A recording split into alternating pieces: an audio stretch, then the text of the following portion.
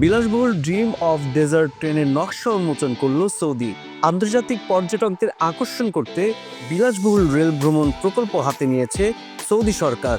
সম্প্রতি এই প্রকল্পের প্রথম ট্রেন ড্রিম অফ ডেজার্টের নকশার উন্মোচন করা হয়।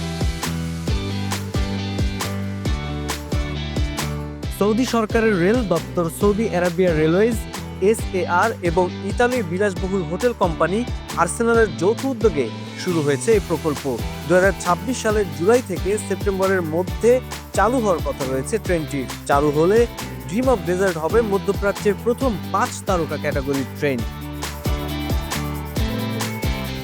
আর্সেনালের শীর্ষ নির্বাহী পাওলা বার্লেটা আমিরাত ভিত্তিক সংবাদ মাধ্যম গালফ নিউজকে এসব তথ্য জানান। ড্রিম অফ ডেজার্টের নকশা এবং অন্দরসজ্জা করেছেন লেবানিজ স্থপতি অ্যালিন আজমার ডি আম্মান। নকশায় আধুনিক নান্দনিকতা এবং সৌদি আরবের ঐতিহ্যের চমৎকার মিশেল ঘটিয়েছেন তিনি। ড্রিম অফ ডেজার্ট ট্রেনটিতে মোট 14টি বগি থাকছে, 34টি বিলাসবহুল স্যুট। প্রতিটি স্যুটের যাত্রীদের জন্য রয়েছে আন্তর্জাতিক মানের এবং পেশাদার আতিথ্যতার সর্বোচ্চ পরিষেবা। SAR ড্রিম অফ ডেজার্টকে চলমান 5 স্টার হোটেল বলে উল্লেখ করেছেন।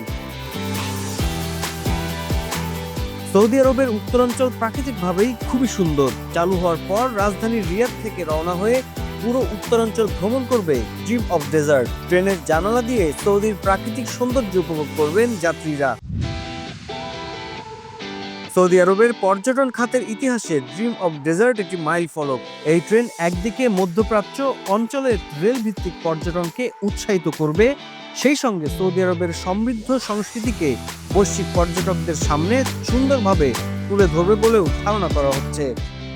Zakir Hossain, news desk, Quraish news.